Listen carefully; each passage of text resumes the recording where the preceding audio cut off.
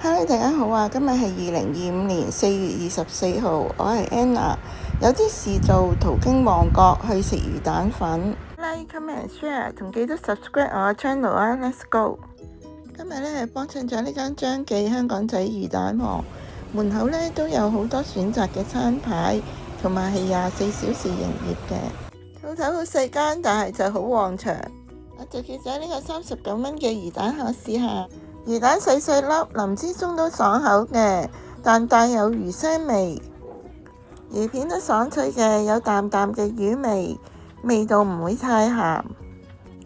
魚角呢就好 Q 彈嘅，都有魚味，爽脆好食。放湯嘅河粉呢就比較濕碎，唔夠滑，好一般。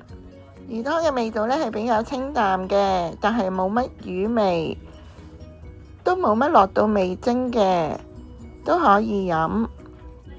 都落咗香芹同埋葱嘅，去魚腥。我呢比較忙，幾乎忘記咗食晚餐。呢一個魚蛋粉呢都算唔錯嘅選擇。